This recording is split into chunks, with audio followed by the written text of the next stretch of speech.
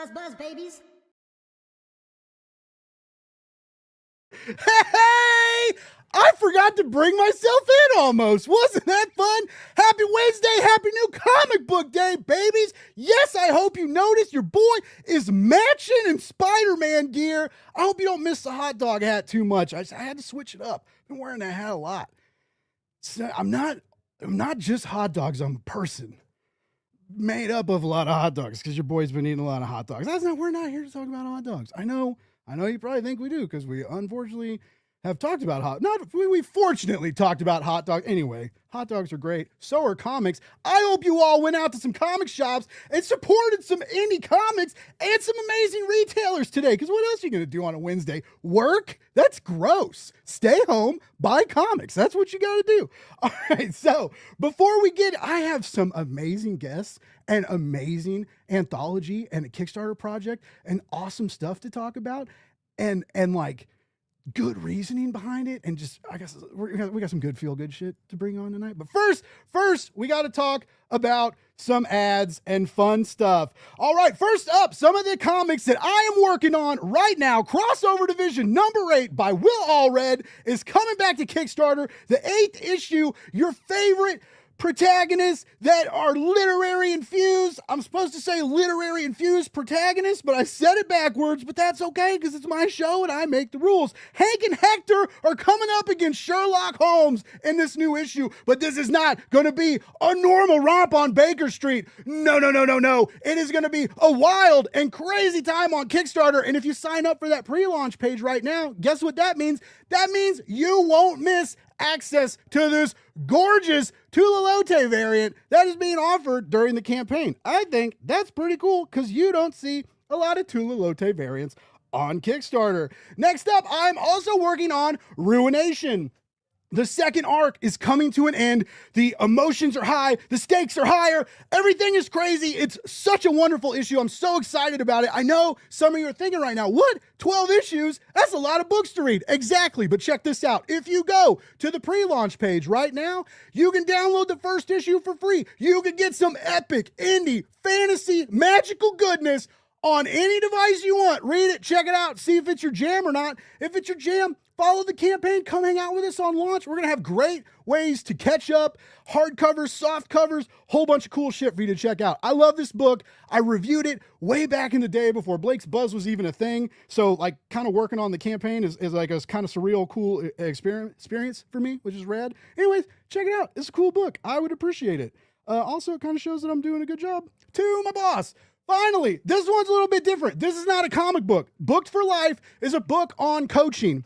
Blake, we are not life coaches. I'm a comic book creator. I know. But check this out. The book itself may not be for you, right? But we're going to have a series of add-on courses about marketing your book. Brian Cohen is a stellar marketer, right? So you can check out this campaign and you can back courses that are like pretty much like Zoom lectures that go over marketing your book, how to sell your book on Amazon, how to sell your book in certain markets, things like that. It's very, very cool. May interest some of you trying to, get, marketing your book's tough. It's whether you're on Kickstarter, the direct market, whether you're doing it on a website or one of the numerous digital platforms. So I encourage you to maybe look into that and maybe help out on your next launch. Speaking of launch, are you a creator with a comic or passion project that you aren't sure where to start with crowdfunding? Well, check this out. Blake's Buzz and Laguna Studios are here to help. From campaign planning and page design to marketing, fulfillment strategy, and full service campaign management, we've got your back. Reach out, hit us up. We'd love to build something with you. Things are tough out there, and it's okay to ask for help. Okay, cool. I've said my spiel. Now we got some cool people to bring out. Who are we going to bring out first? One day I'll pick the order of guests like beforehand, but I kind of like to do it live to surprise people. All right. Let's just go. All right, let's do it. All right, here we go. Hold on. We gotta get stuff queued up here. All right. Okay. So our first, oh my goodness. So I need a producer and one of those things that like the president has to read from, but he can't read words. The teleprompter. I need a teleprompter, like really bad. All right. First up, this person has written Gotham City Sirens, X Factor, Exterminators, and they're currently rocking it over at Ignition Press with an amazing indie comic called Voyeur. Let's bring her out. It's Leah Williams. Oh my goodness. Whoa. Whoa. Calm down back there, folks. Leah, how's it going? Pretty good. Thank you for the enthusiastic welcome. I'm pretty good at enthusiasm. I just love comics so damn much. They're so neat. They're so wonderful. You know, not only are they a gateway into pop culture and just culture in general, but like a wonderful way to tell stories that kind of just makes your mind interact with them differently. And it's a magical feeling. Right? Totally. Is that why you do comics?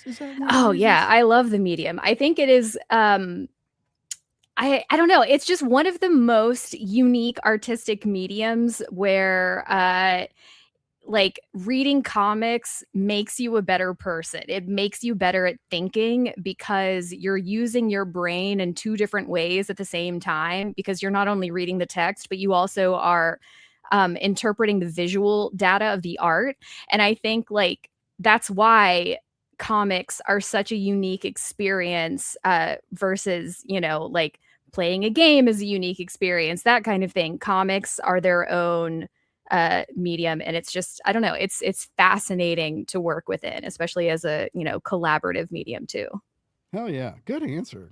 See, you should watch yourself. In the green room, Leah was talking about how she doesn't pay attention to like a lot of interviews. Like once they come out, and some of the other creators kind of said the same. Like, not a big fan of like hearing themselves. But if you say smart stuff like that, I would clip that and put those on my own face. Like, list, like send them to my mom and be like, Mom, I'm smart. The cost is like, I also say dumb shit at about the same rate. So it's a 50-50 chance of whether or not you're going to get the savant or the idiot. Fair. From an idiot savant. I've followed you on Instagram for a while. You are a meme master, and I love it. And yeah, no, I see that. But that's awesome, and I love that you put that complexity in your writing. You can bring like the heavy emotions. You can get silly with it simultaneously. Your stories are always so fun to read. We'll get back to more of how awesome you are and your co-creators that we're bringing out, but we do have a few more people to bring out. So let's see here. Let's all right, let's go. Let's get this queued up. Oh man, I need to learn hotkeys. There's got to be hotkeys on this thing, right? Anyway, all right. This next guest is actually a good friend of mine, even though I can never remember his last name. He's an amazing designer and illustrator over at Oni, and he's also worked on and drew some amazing indie comic books like the Not Forgotten anthology and All the Devils Are Here. Let's get this dude out. It's Matt Harding. Oh my goodness. Whoa. Matt, welcome back to the show, buddy. Hello. How you doing? Going? Good. I was so excited when Tyler sent me a list of who was going to be on the show, and then like 2 days later, he sent me a message, and he goes, "Matt Harding wants to know if he can come on. Is that okay?" And I was like, "Yes, of course." I think my favorite quote now is, "I'm not just hot dogs." Is that what you said? I'm a man. I'm not just hot dogs. I got to start writing this shit down because I got to make new t-shirts. Yeah. The Love More, Hate Less, Read Comics t-shirts sold very well. If I would have known they would have sold so well, I would not have used a website like TeePublic. I lost a huge margin of money. Anyway, that's fine. But they were happy at least. Yeah, it's but yeah, a lot of people have been telling me like, Blake, we need new shirts, and I keep dropping. Richard Fairgray was on a couple weeks ago, and he said all glizz no riz. He was like, you can take that. I was like, I will. I sure will. How's it going? How's life, buddy? You know, same old, pretty good. Hell yeah. Just doing my thing. Doing any secret stuff over at Oni you can't talk about? Secret stuff? Yeah, I mean, there's lots of it, but, you know. Yeah. It's secret. I'll give you my Venmo. You could start passing me. Nice.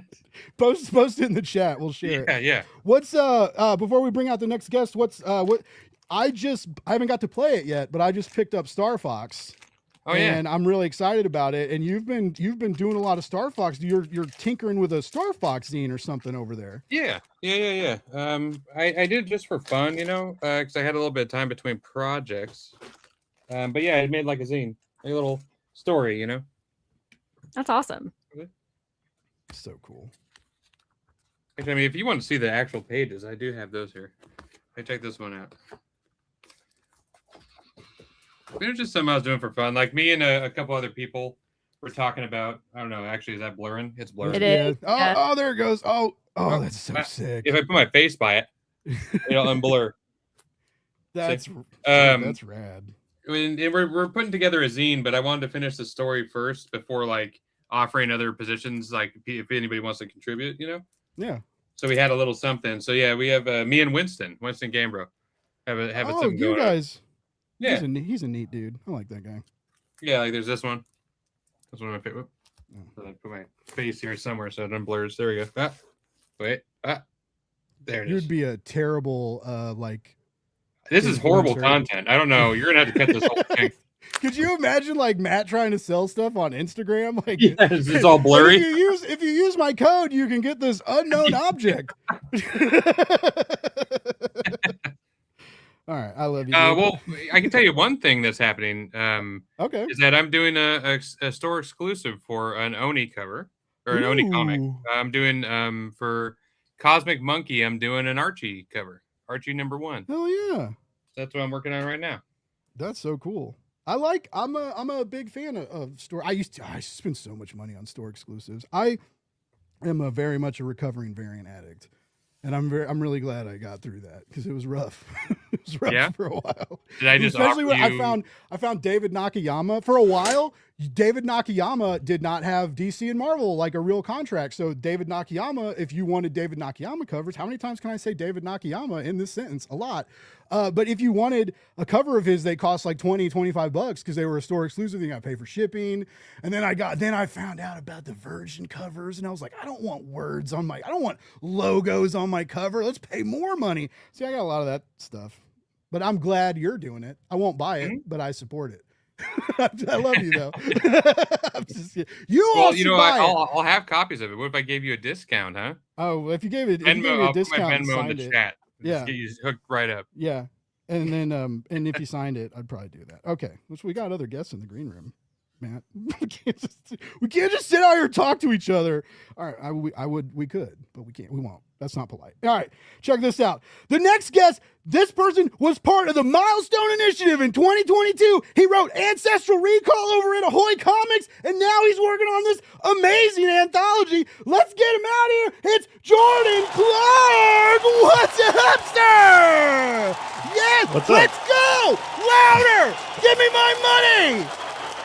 All right. Sorry. I feel like I was at a con. What was that when The Rock got like a 20-minute ovation for that movie? Yeah. I feel like That's how I try and make you guys feel special here. That's the. I like how the applause just cuts. Like it's not even like a gradual cut. It just cuts like bluntly. I don't know what kind of production level you think we have over here, Matt, but it's just me. It's just me. I appreciate your confidence, Jordan. How's your night? How's your day? How's your life as a comic book reader? What the fuck?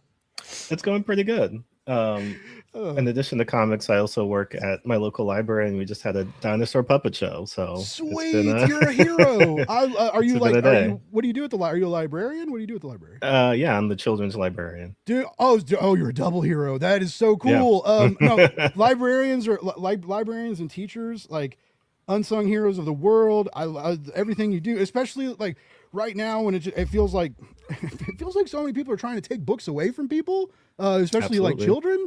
And I love that all of you are like kind of raging against that machine. Did you go to ALA? Did you get to do any of that fun stuff? I unfortunately did not get to go to ALA this year, but maybe next year. Yeah, someone get him out there. I don't know how that happens, but get this guy out there. No, that's cool. Before we bring out our final guest, what's your favorite part about like being a librarian focused on younger readers? What's the best thing about your job?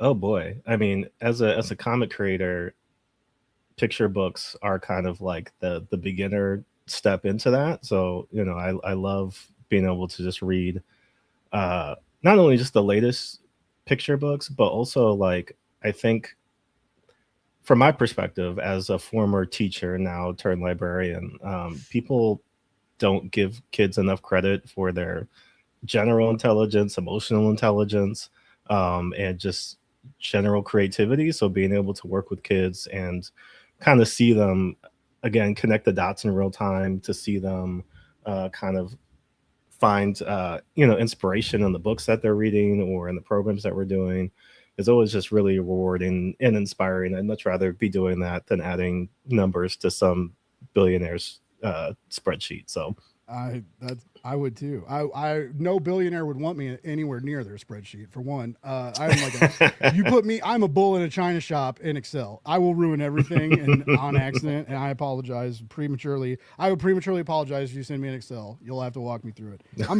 I just built a computer. Like, I'm not dumb, but you put Excel in front of me, my brain cell, you can like see them leak out of my ear. It's crazy. It's a different skill for very specific people. I tried to get a job as a librarian assistant once, and I did not know how competitive you all are. I walked in there thinking, it's just an assistant, right? I could do this, right? And it was a warehouse. There was like 400 people in there, all reciting decimal shit, and I was just like, oh my god, I got steamrolled out of there, just right out. It was horrible. Try again. You never know. Yeah, that's true. I've heard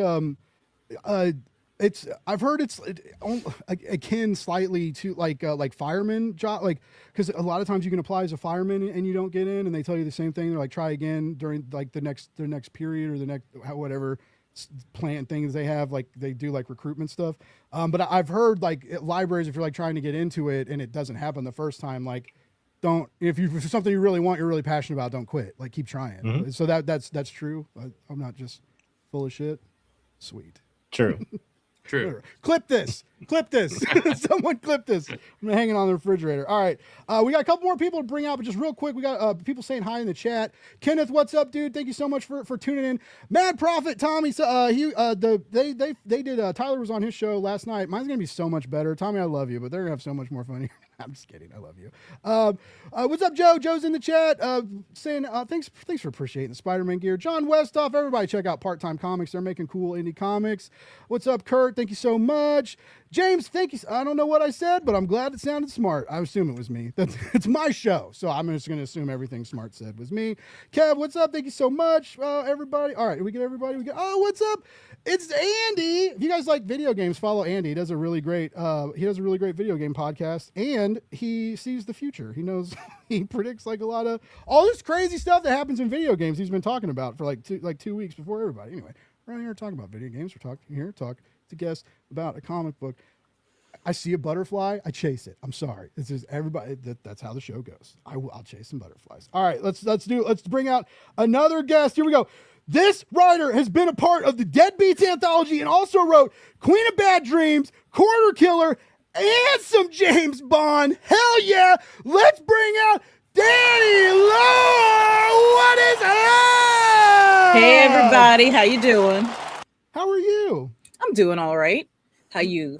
I'm good. Nice to meet you. I've seen you around the comic space for a while. Both you and Vita working together and collabing, making the internet a better place and putting little assholes.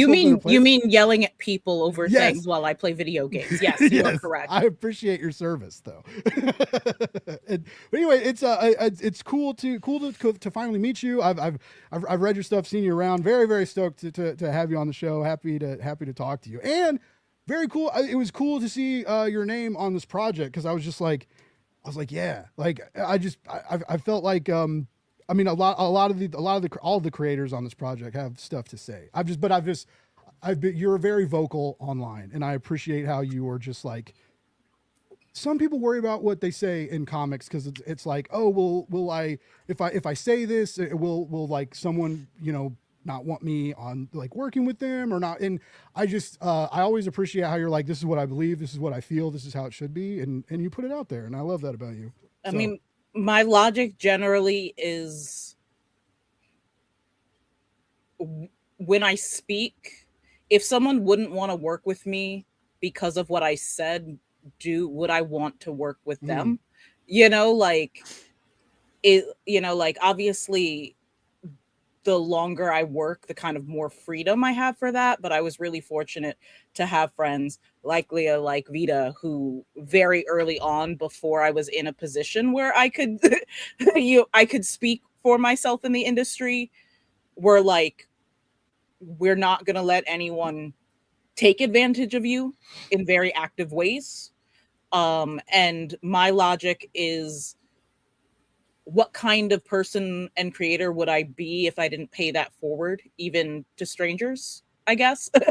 You know, like I have a space in comics because people who were willing to sit next to me.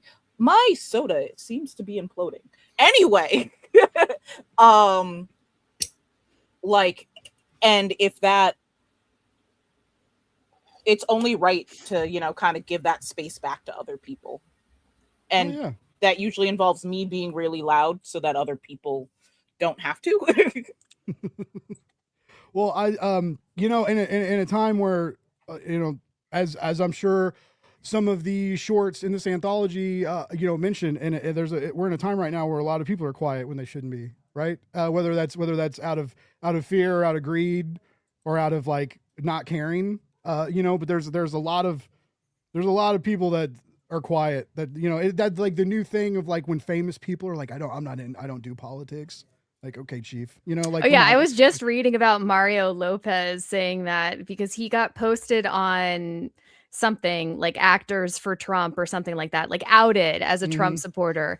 And haven't we known that forever though? Right, like, I thought so too. And then that was kind of like his response was like, his clapback or whatever was like, actually, I'm not political at all. Okay. Sure. Wow, you're Thanks worse. for chiming in. Sure can. You're ignorant and a coward. Thanks, bud. But the thing is, it's not ignorance, right? Because people who say that aren't really talking to anyone who's on this podcast right now.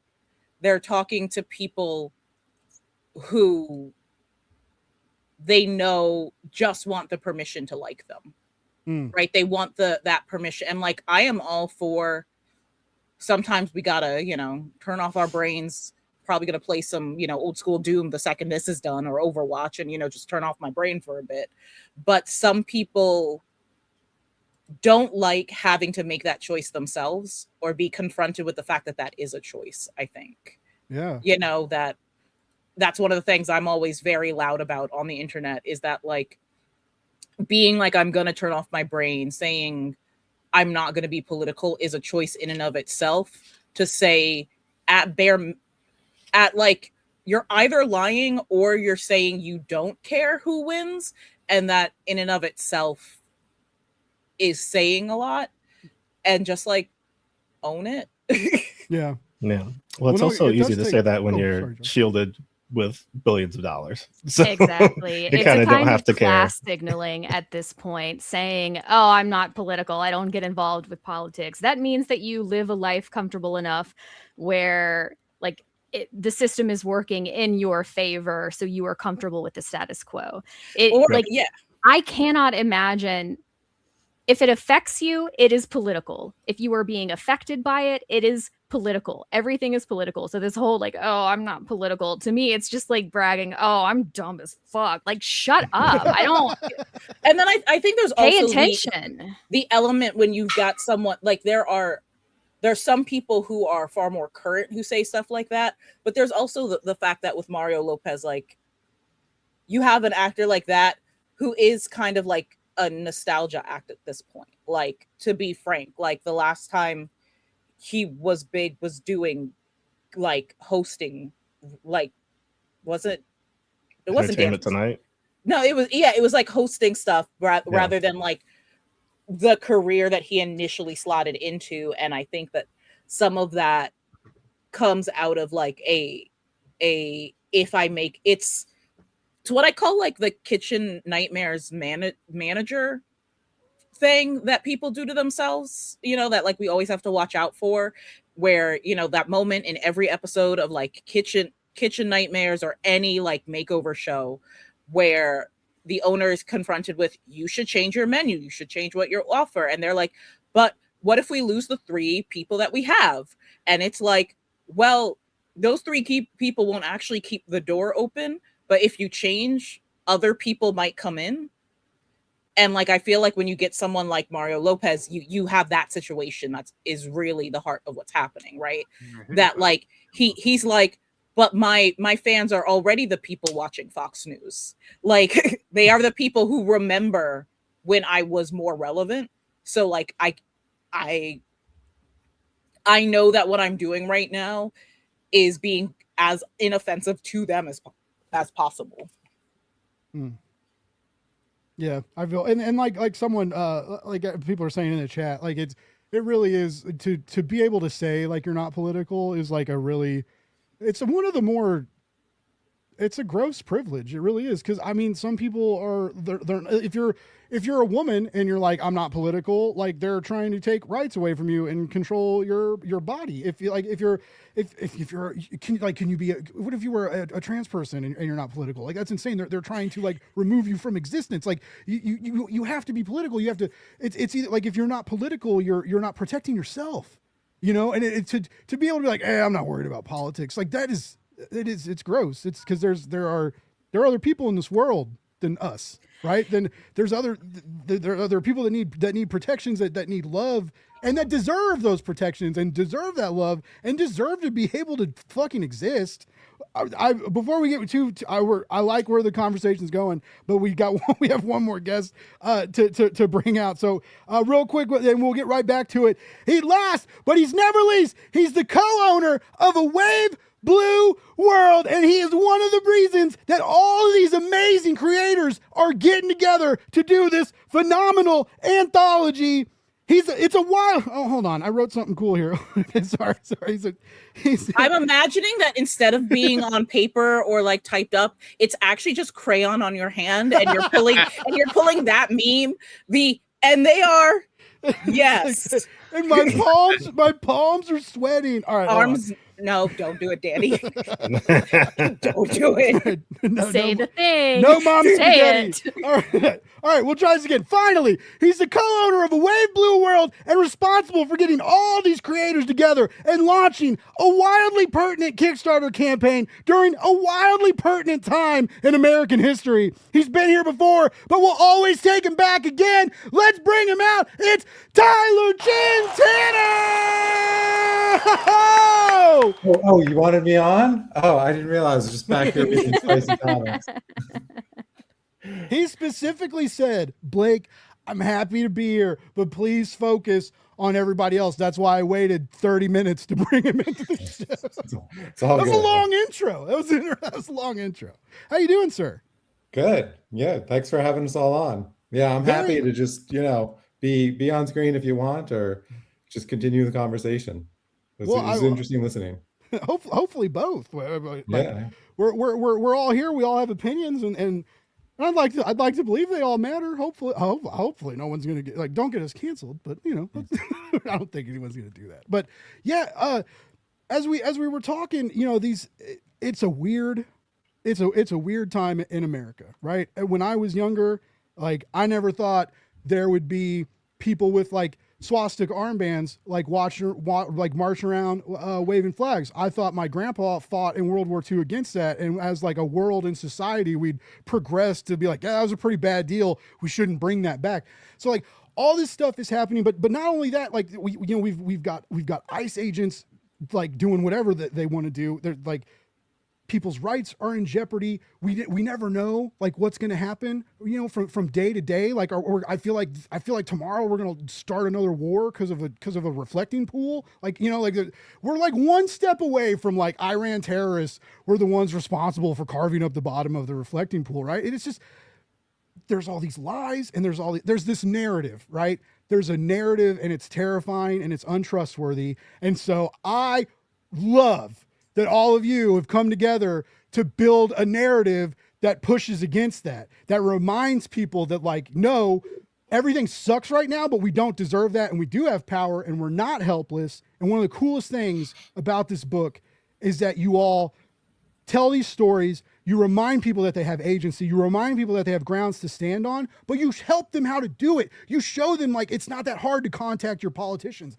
I will not lie. The first time I ever like emailed a politician was because a Kansas City account I followed posted a link and was like, if you don't like this, email these people and call this number. And I did it. And I was like, when you actually like give people like the number to call, the email to send, it really makes it a lot easier. You know, I don't know if it's guilt, like, cause it's just like, you got the info, now you got to do it. But where did that idea come from? On top of like, to tell these stories about this time in history, right? Because that's enough. There's power in that, right? Learn from example, see from metaphor, see from the images, follow the narrators through the stories. But you went a step further and you decided to kind of make this like a political pamphlet, right? In a way. Where did that idea spawn from?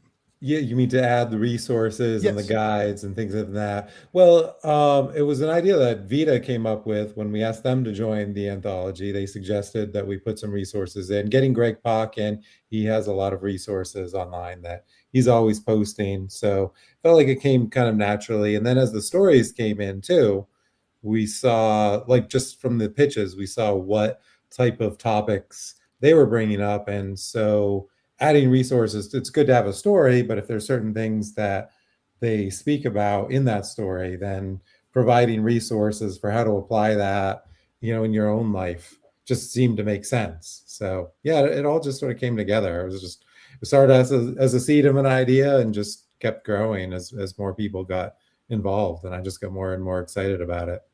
Joe's bringing up a good comment. There are a few people that just got arrested, in big time prison sentences, for spreading around a political zine that got like tied into some riots where that cop got shot and stuff. Like with news like that coming out, I mean, obviously you're not going to pull the campaign and like run from it. But as creators, like you're all in this, right? You've all told these stories where you're in one way or another kind of raging against the machine. What's it like to like see stuff like that in real time? And you're like, I'm also like creating narratives that push against actions that I think are wrong.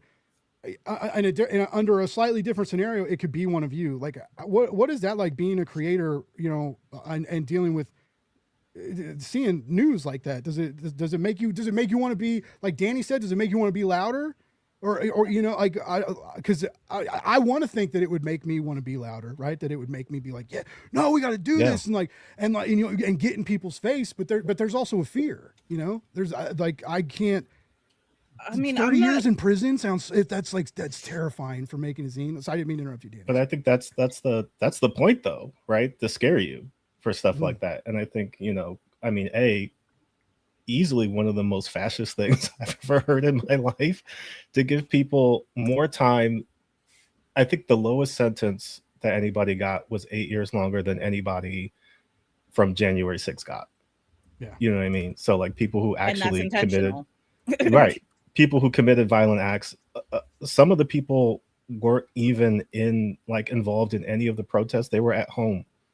Like they just had printed the zine. So it's going further than, actual people doing the actions. It's just like, if you were even tangentially connected to it, we're going to give you these crazy sentences, which I mean, I'm sure, yes, there's legal, recourse to take where you can appeal and all kinds of stuff. You still have to go through the whole experience. You still have to, pay the lawyers. You still have to do all the stuff. So I think that's part of it, because that's all of Trump's lawsuits anyways, is all of them either get dropped or rejected or, something like that. But the point is to put the fear into you and to make you, say it's not worth to even try, because of what could possibly happen. But on top of that, it's the same thing with everything, right? Where it's like, well, what's the reason? Why is this so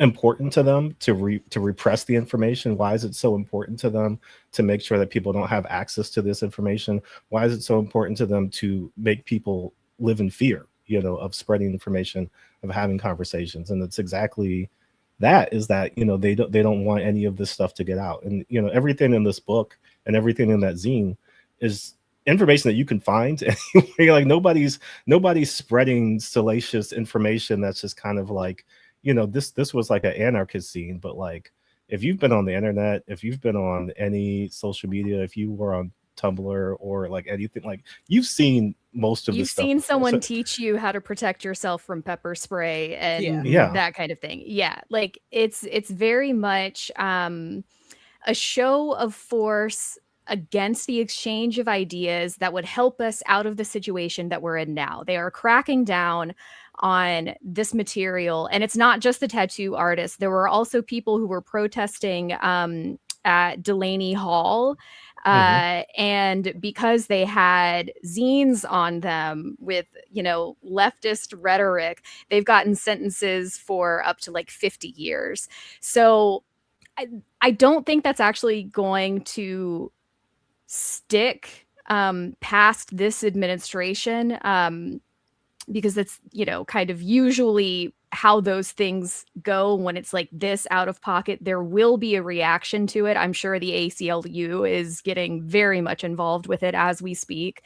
But the reason why fascists go out of their way to kind of try and tamp out this material or this kind of knowledge is because A, it is, you know, the solution to overcoming oppression, and B, it's also helping people envision a better future. And we're easier to control when we are unimaginative and unable to think of what a better version of life could look like for ourselves. They don't want people to be able to do that, to imagine a better future for us all, because they want to be able to control us and make us live in fear. And I think even to that point, right? Like the conversation we were having earlier about not being political, I think there's a lot of people who envision themselves as non-political simply because they don't have, or they feel like they don't have the tools or the knowledge or the information. It's a lot of stuff to keep up with. I don't know all my representatives and, like, you know, all of this stuff. But I think there's very small, simple, easy ways to be active politically in your community, including making zines to hand out to people, you know. And so it's not even like, I think like this kind of stuff is just those first steps, right? Where it's just like, this is how you can get people involved and active into stuff. And so even just like clamping down on that out the gate before, you know, people even decide that they want to get involved, you know, because if you're somebody who's already an anarchist, like you don't give a fuck about it, like this is what you're in it for. So you're already like ready to go. But for the people who, again, and a lot of instances too, right? When you think about people who it's like, well, I have kids, right? So like I can't go to jail for 30 years. Like I have, you know, an elderly parent that's depending on me. I have all of these things that, you know, it's scaring you off because you feel like, well, they're going to get me next, right? Like even if I'm not even on the scene of whatever's happening. But if we allow that fear to overtake us, then that's it, right? Like that's exactly how an action, you know, takes place and makes people not want to get involved and speak out. But the more people that stand up and say that's bullshit, like I know people in Texas right now are pissed because of what's happening, because it's happening in their community. You know, it's not a thing that's happening in the abstract, you know, in another country or even in another state. It's happening in your backyard. And I think when people see that stuff, just like people in Minnesota saw that stuff close hand in person, that got people activated. Seeing stuff like this happen in your community in person is going to get people activated. So the hope is that it backfires, right? The hope is that this kind of stuff makes people actually more enraged and pissed off, on top of all the other things that you're doing that aren't helping people in their everyday life. Now you're going after people for just, it's literally the First Amendment. Like it's literally the thing that those kinds of people get pissed off about all the time anyways. So it's already a hypocritical thing, you know, when they're like, my First Amendment rights, but like this is literally people's First Amendment rights. So it's not even a question. And by the way, anybody there were some questions about like were they charged, were they sentenced and stuff? Leah, they were sentenced. There's some they were links for sentenced. people. I sent a link where you can read more about it. I try to provide material backing up the stuff that I say. It's surprising how like and I'm also bad about it. It's you read something that looks like a real headline, and then all of a sudden like you get like swept up emotionally and run with it. It's like AI. I see a cute dog video and I send it to a friend and I forget to look closely to see if it's AI or not, and then my friend sends me a deal bag. He's like, "Why are you sending me AI slop, bro?" And I'm like, I'm sorry, it was a cute video. But it's similar to that. Like sometimes you see something, you get caught up in it, and you have to remind yourself, like, fact checking is important. I know a lot of people like to tell you it's not, but it is. Like a quick Google search, and you don't have, it's not like you have to read like a whole book about it, but you can, a quick search can sometimes, and it can make you look real good in an argument. Because when someone's like, what's the source? And then you can say, like, I read it in the Atlantic or whatever. Anyway, but are we reading the Atlantic anymore? That was probably a bad example, but whatever. I feel like I'm going to take a slightly different take on things because I am just a ball of anxiety and ADHD made flesh. So there are a lot of things that don't come naturally to me in terms of this, or not to necessarily say that it comes easily, but I feel like sometimes when we talk about, yes, it is a fact that in order to make change, we simply have to do these things, right? But that's different than it being easy for any of us to do, right? And I think that for me, like I admit 100% to having like just paralyzed days of just anxiety and fear, but then at the same time, to be blunt, I started having my name out in comics during the height of Comicsgate. I came into the industry with majority of my friends getting regularly, like, if not actually doxxed, almost doxxed, waking up after a book announcement to see passwords to like a bunch of my streaming services being changed. Like that happened at one point, and so I came in where my personal life was already reflecting what was going to happen politically, if that makes sense. That the ways that I had to navigate in the comics space were, and the way I remember getting harassed and having like editors from companies send me guides on how to protect yourself on the internet from comic skaters, and I know that there are plenty of people who came before me and hopefully will come after me that didn't have to get those documents from editors, that was already the way that a lot of us were moving. I've spoken, about like talking with, Leia about things and like being protected, but I know Jordan and I have also had these conversations. Like we were moving, we came into comics in a lot of ways during the wave that caused what is happening now on the bigger stage. Right. And so for me, this is always, I am a person who can't bring myself to make some of the phone calls that like I intellectually know that I should, right? But then that's why I participate in something like this. I was going to say, that's a good segue into talking about the anthology. Yeah, is that speaks to a sense of urgency about stuff that you care about. Right. And so it's the idea that like part of the reason I'm so loud online and so loud in my writing is because that is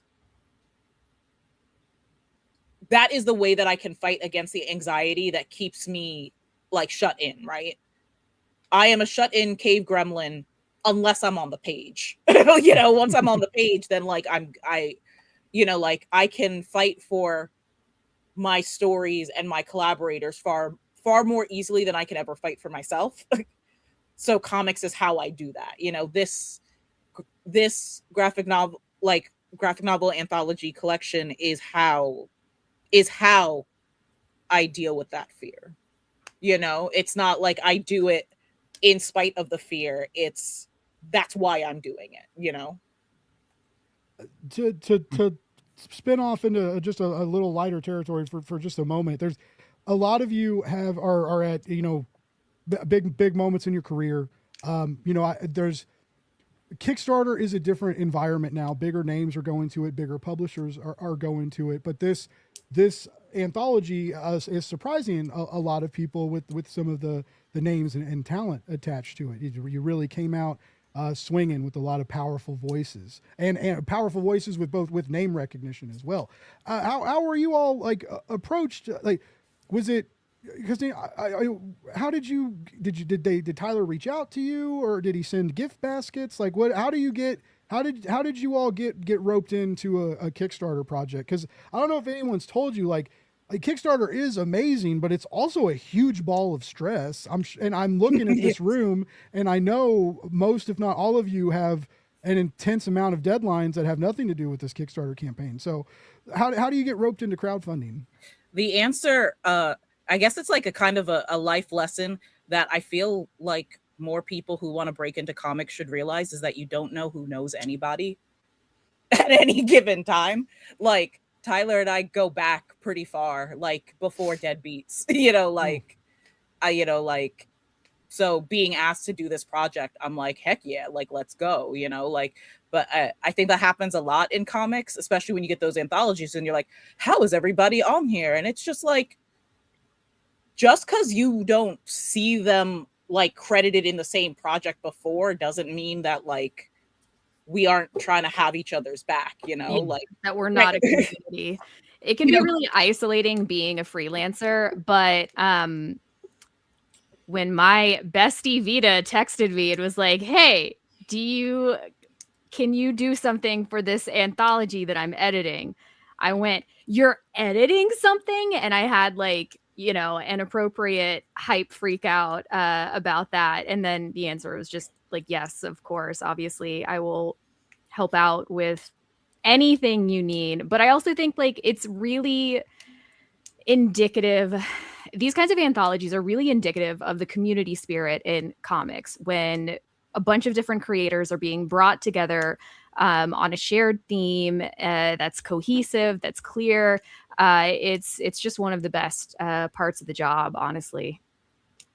Nice. That makes me really excited, just because there's, like I said, I know Kickstarter is changing, and it's not only for like the indie or new, I mean, the word indie has a wide berth, right? But it's not only for like the new voices. Like established voices can come there, find new audiences, and grow their audiences. But it was refreshing to see some of the people involved in this, like on the platform, and also like on the platform and not like attached to Image or Boom, right? And so it made me just really excited, because you never know. Like one of the things I love about comics is like you never know what's going to happen, right? When two people get together, or a bunch of creators get together, and they start telling stories, and you get like you get all these hands in a pot in a wonderful kitchen. And so this campaign feels like that, right? There's like I said, a lot of people I've known I've followed for years, and I've read stuff from them, and I've seen how they are with fans, publishers, and peers online, right? And just like knowing that so many of you have so many like grand things to say. And apparently they're also all very different too. Tyler, you can maybe confirm this, but Vita mentioned to me that all the stories are shaping up incredibly differently, and I haven't seen them, so I'm really excited to check them out. Yeah, no, there's a great variety. We were wondering if we needed to push people in certain directions. That's why we asked for pitches first, but we were all ready to run in our own opposite directions. Yeah. All those unique ideas. I figured that might happen, just because the basic premise is so unique, and being work for hire writers, we don't always get complete freedom. We're working, within the house rules of other places. So that was really interesting too. For me, Jared sent me this email packet that was like super intense, with like Uncle Sam pointing at me saying, we need you for this thing. And I was like, all right, how do you say no to this? And that's how I got into it. But I think with this specific, because I did Deadbeats and stuff too. But with this specific anthology, it's the whole idea of like, I feel like I'm not doing enough, and it's hard to look around at everything that's happening and know what you can do, And And I think this is just an outlet for that, really. And doing anything you can, like everybody doing a little bit of anything they can to try to help out the batshit crazy situation that we're in, might be what does it, Yeah. No, I could see. I feel like that would be really empowering too. Like to be like, I don't feel like I'm good. I'm doing enough, and then kind of like build a narrative of that. Like kind of how did you're teaming up with Jonathan Hedrick, right, Matt? You and Hedrick. Yeah. Have you worked with him before? I'm sure you guys know each other from like the indie scene, but no, this is the first time. But I liked his story a lot. His story specifically. I don't know how much am I allowed to talk about with the story. The concept, yeah. So his story specifically is about people in the military deciding that they don't like what's going on, and I think one of the big problems with everything we see happening on like the larger scale is that at least for me, I was like, why, like how come the military or people in the military aren't even, they're just kind of doing this stuff, right? They're just like, oh yeah, you want me to go invade this place? You want me to go, they're just doing it, right? And it doesn't seem to be any kind of like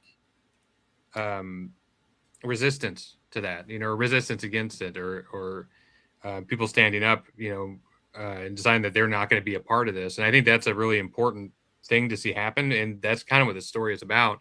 And it came at a time where I was like kind of really feeling that. And so, yeah, I mean, because of that, I decided, this is a great thing to be a part of, That's so cool. I'm going to bring up the page real quick so we can see it.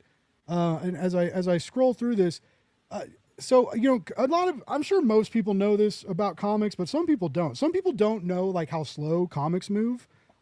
It moves like so slow till like things have to go to the printer, and then everything has to move at light speed and be perfect, and it's so like stressful. But you all have been working on this for a long time. This is going to predate some of the bigger headlines that kind of pushed people into urgency or pushed people into calling their politicians, or like in the before times before we saw people getting executed on live TV, right? So Tyler, where did this idea start? What happened months and months ago or longer when what clicked and made you be like, we have to do this at Wave Blue World. We have to tell this story, and we have to tell it this way. Yeah, I mean, it was a lot of the things that we were seeing happening. I don't know how far to go back to what was motivating me to tell these stories. It's hard to say a specific point. I mean, it was after Minnesota before I thought of this stuff.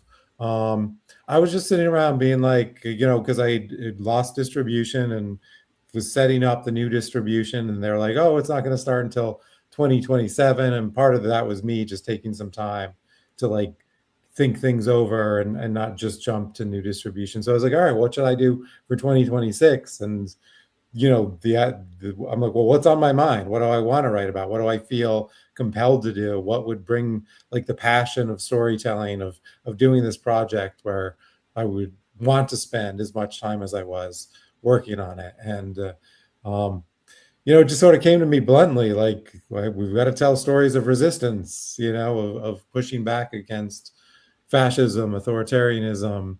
The name Civil Disobedience came to me, and I was like, all right, that's it. Hopped on the phone with Jared. Danny was actually number 2. And just started asking people like, is this good? Do you want to do this? Is this motivating? Can we get some stories? And yeah, that's where I came from. That we just, I didn't know, because I think one of my pitches was like, I know this isn't going to be the solution, or I didn't, we're not going to come out claiming that we know how to like solve this, or like the book will make a difference. And I think some people push back on it, like, no, we can, like the book can make some difference, in the oh, world. absolutely. We're doing, yeah. I think that kind of thinking is really common too. Like people not knowing where to get started or how, and being intimidated by like the skill gap of the kind of life that they want to be living and not knowing how to get there. And that's one of the things that I think is so remarkable about this anthology, is that it is this really diverse collection of resistance narratives that show a multitude of ways to live your values. Yeah, I think that's especially true when you are immersed in both civil disobedience, resistance, community work. There are a lot of things that become obvious to you that aren't necessarily obvious for people who aren't in the work. And it can be like, I remember one of Romancelandia, aka romance writers, especially on Blue Sky. A lot of them are very, very politically active. I think that they're actually doing like an auction right now for and like they do things like print out 3D whistles and all of that stuff. But I remember one of the first things that someone pointed out to me that like is something you don't think about, where it's like, okay, say you can't make calls, either you're anxious, you're not good on the phone, you physically can't get there. And someone, I want to say Courtney Milan, but I could be wrong, was like, well, the people there need water and pizza. So maybe you could order them pizza. Maybe you can order them, you know, a case of water, right? And that's the sort of thing that when you're in the logistics of community building, you think of as obvious, right?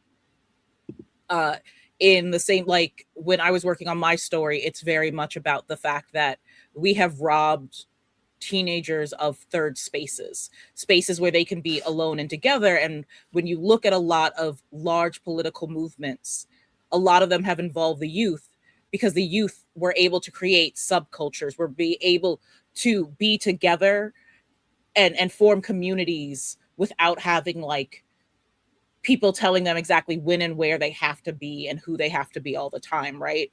And so making sure that, you know, helping to fund or volunteering for like an art after school program doesn't sound like you're doing resistance, but you're giving those kids spaces to be kids together, right?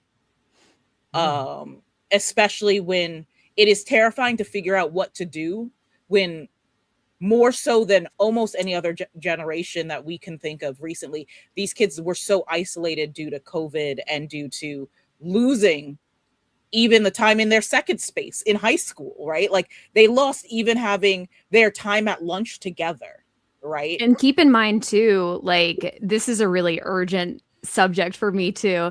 There's that whole thing with Epstein siloing young people online into the radicalized pipeline. So as we've taken away these spaces for young people to gather in person, they hang out more and more online because it's the only place that they have to hang out. And of course, that's where Steve Bannon and all of these like, and that can be good, but only if they the also alt-right pipeline is waiting for them there. Right. Like I think about, there have been teenagers that I have known, both as a teenager and as an adult, who, when they are with groups of other teenagers, are able to form the language, yo, that adult said what to you?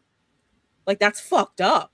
Like, you can't be doing, like, we all know that one loud teen who was like, keep your hands away from her, right? And might get in trouble for being loud, but was the reason you understood that what that adult did to you wasn't appropriate. And literally because of both COVID and because of fascism and the manipulative, insidious things that have been done around video games in particular, that development was robbed from these kids, right? And so you then see again the rise of like say I was on Tumblr like for a while, and I know looking back I'm like, oh God, I behaved that way, but in other ways I'm like, there's so much stuff I learned, right? But it was also tempered by actually being around people like me outside.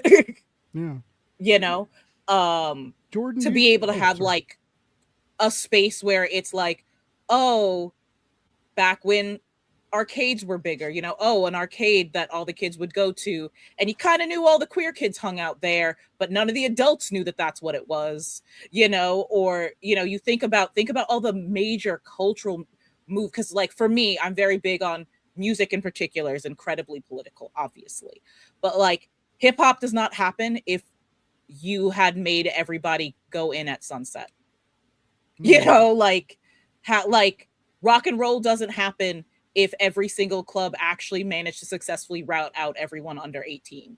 You know, like there's so much there that's like, yeah, that feels like 101 if you're already like have the big checklist of what you're supposed to do to be political. But like that's a lot of people aren't even there yet, and it's really fun to bring people into that level. A lot of what you're saying, I'm thinking about like what Jordan does as a librarian. We don't have malls anymore. I'm sorry, chat. Mall rats. Malls are so incredibly important. We're so incredibly important to teenage development. Yeah. It is. I didn't even. I thought. Yeah, we used to hang out. I was thinking about that the other day. Like I miss arcades. Right. I have a game. I have everything at home. I have like I can do. Like all the games at home I could want. But there was something magical about the arcades, and like even with all the new stuff, like shooting skee ball, like it was nice.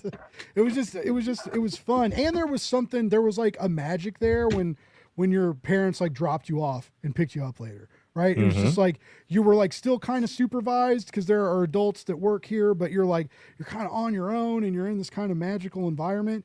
We've danced around this topic of community a lot tonight. And Jordan, I was thinking about like you being a librarian and a lot of what Danny was just talking about and Leah about like how these communities are important, how a lot of youths have had their spaces taken. And I would never have thought like that, like even if you're taken out of high school, like part of that sounds awesome, but also like, yeah, the seclusion in COVID like really wasn't awesome when we look back at it, like it was being forced to like turn into garage gremlins while and like never go out. It was weird.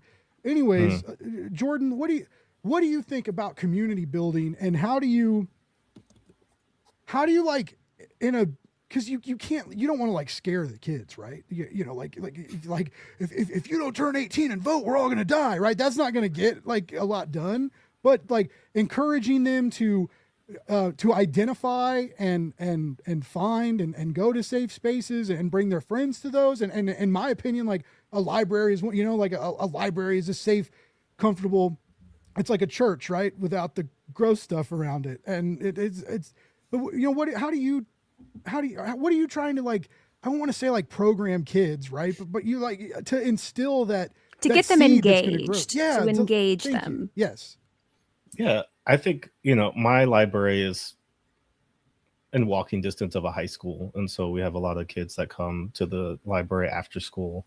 And we are that third space for them, a lot of the times where, they're able to come. We have a little room that's set up for them with computers and all kinds of stuff. And they go in and play games and hang out and just talk for a little bit. But we also do, we do throughout the summer, we're doing free lunches, but we also do lunches after school in general for kids who don't have access to food readily all the time. We have we're doing something tomorrow that I feel a way about, but I guess it's about that time. It's called Stone Age gaming, where they're going to play like PlayStation 3 and oh no, you gotta go older than that. Give them. That's why I was like, Stone Age gaming to me is like NES, so that's what I would say. Yeah, I'm already feeling attacked that a system that I still have in my house is they bust out the Switch one. There's the first Nintendo. But I think what's interesting, specifically to what Danny is saying is, you think about, one thing I think about a lot is how, say something like a gang, right? Like if you think about the young lords in New York who are just kids, like they were in high school and they were like, man, they treat our community like shit. Like we don't have, places to go. I'm seeing the way that they're treating my grandma or, my younger sister or all these people. And they decided to they were a gang in the way that, we think about it today, but they turned into a political movement. And I feel like, in a lot of ways, in that way that like before you're 18, it's just like, politics, what is that for me? Because I don't have a voice, I can't vote, I don't really feel like there's a space for me in this. But even I want to say it was like 2 months ago, all the kids in the high school during one of the ice walkouts, like they walked out and I feel like in some way, stuff like that where it's like, oh, haha, we get to like get out of school early, so we're gonna go, do this. But I, driving by, like they were engaged, like they had signs, they were walking down the street, like it wasn't just a thing that felt like They an care excuse to not way go to class. They care Yeah. and they know way more than a lot of people give them credit for. Yes. Yeah. Constantly, like that's Young why people now are completely alien to older generations who have absolutely no reference for what it's like to grow up online in a social media surveillance state. Like they've literally built a world and a generation they can no longer understand or interpret. And the fact that like they're showing up at, I've seen there was a Republican lawmaker in my state who showed up to a high school kid protest. These students, did a walkout for ICE, and he went to confront the angry leftists and ended up assaulting a 14-year-old girl. Saw that video. That It's was crazy shit. It's crazy. Like what's happening is absolutely batshit insane. And historians 300 years from now are going to be reducing this era down to its barbarism and the way that it hurt so many people at one time and allowed something like that to happen. But I think that's all the more reason why we need to stay extremely vocal about it now and continue producing works like that of Civil Disobedience.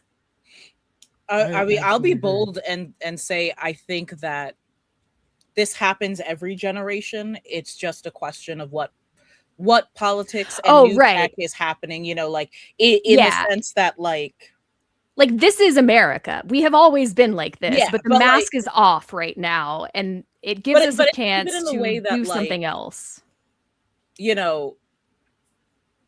Hippie generation didn't understand the kind of protesting that their kids were doing to a certain degree, and then they didn't understand. Like it goes back and forward in time.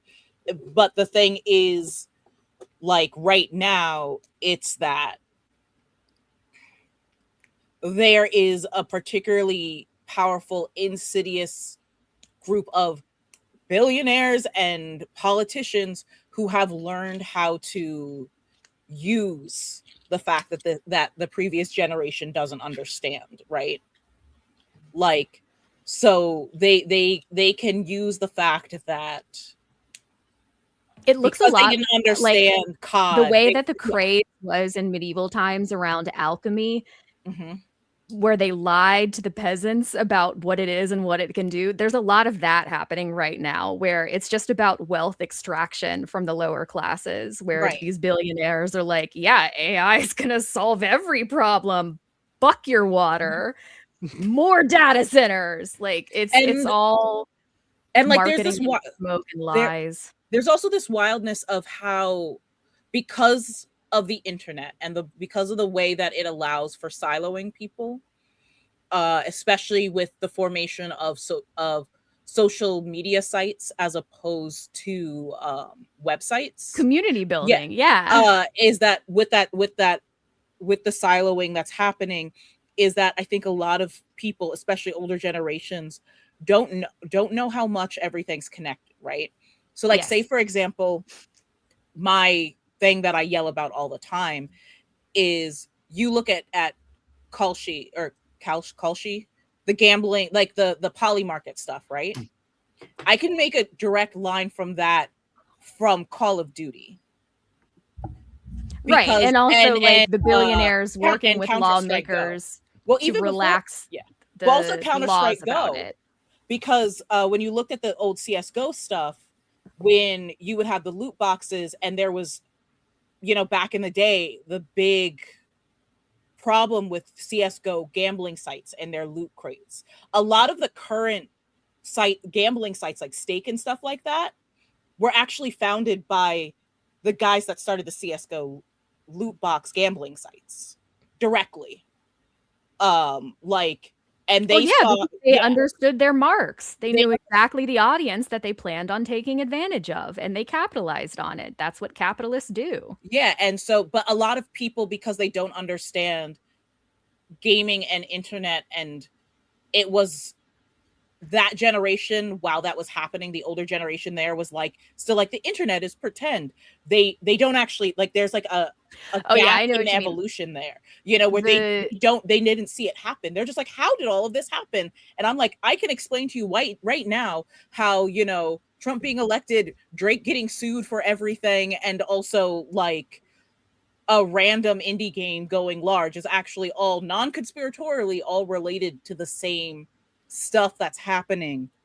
But you need like projects like this that are like a big mashup of all of these, of all of our particular focus interests in civil disobedience, to start like making the lines connect. By the way, I just want to shout out a couple people in the class, or in the chat. Thank you, Pay attention, students. There will I blame Jordan for that. Actually, we got some star students in the chat that have been inspired by listening to you all, and some people have backed and then increased their pledges. So that's very cool. Yeah. Ian, what's up? Ian's in the chat. Great comic book creator. Yeah, so a lot of people have checked out this book. A couple people are saying, and I know you guys still got a ways to go, and a lot can happen in that final 48 hours. Though I've seen crazy magics happen in the final 48 hours of a crowdfunding campaign. But everybody in the chat, like, I appreciate you, but like let your people know. Like, honestly, like don't share the stream, but like there's links in the show notes to this campaign and everything. Like, share that. A lot of people don't realize like how much sharing affects the algorithm and stuff, and how free it is. It does not cost you anything to share that link.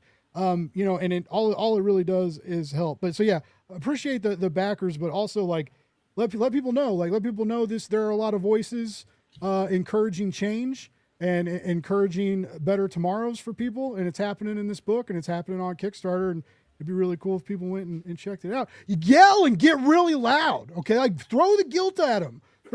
Just, you know, if you don't back this book, America's gonna die, okay? Just my let cat them know. will cry. Let them know. My cat will cry. It's really obnoxious noise that wakes me up in the middle of the night because I'm like, oh God, she's gonna be sick. That'll be what happens. So that's just a punishment for me, not for anyone else. Yeah. Support. You got to support indie comics. Keep the cats happy. Yeah. And indie kitties. Yeah. We prefer to do as much guilt-free encouragement as we can. I guess we were raised differently, Tyler. Yeah. I was raised in a Catholic household, so I grew up with guilt. So was my wife. The guilt comes naturally to you. The guilt is built in. Yeah. It's okay. My wife's also Catholic, so I just get to hear all the juicy gossip, like how there was a schism last night. By the way, officially, a group chose their own bishops, and that's an automatic. I didn't know that. Expulsion. Yeah, I didn't either. Excommunication. Yeah, no, there's an official schism that just occurred like less than 20 hours ago. Is it about AI? It is that really conservative wave of Catholics who really hate Pope Leo. Yeah. So it's about immigrants and AI. It's about everything. And like they really have been like threatening it for a while, but apparently in like 3 a.m. my time, it officially happened last night. And considering our vice president himself is probably one of those Catholics. He said something real shitty. I mean, he says something bad all the time, but he said something. He was like, "My religion doesn't even have to worry about poor people." We talk about every shitty thing the president and vice president. Oh yeah, no, he was flat out like, "My religion doesn't like broke poor immigrants." Yeah, but, like, it was slightly nicer than that. And I was like, "You, oh, never mind. I don't like you anyway." It's the same dumbass who didn't know how to order a donut. Oh my God. When you can't order a donut, but you can fuck a couch and run a country, like how did we get Everything here? JD Vance does is like an evil alien trying to assimilate into human life on Earth. Like he doesn't know how to do things, and I Dude, don't I get understand. angry. I get angry about him for the most pathetic reason, which is this site still exists and it's like a full-on like bizarre, like it still has like the scrolling side panels and everything.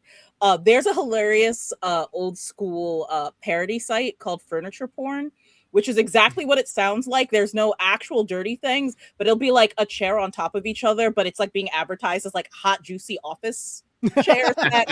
Last time I checked, they actually did like stop motion with a couch and a chair. Like it's insane. And so I'm really upset now that like I can't even make reference to that site without like people talking about like the couch fucker. And I'm like, no, I am talking about the deep depths of the internet from A the live mid-2000s. internet theory. They Yeah. took everything from us.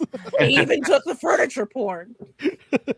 By the way, Tyler, I want you to know it's been the conversation's been pretty heavy. And I queued this up and I've been waiting. I really like hot dogs. And I usually eat hot dogs during the show. It started as a weird thing, and holy shit if my metrics didn't go up for me eating hot dogs on the show.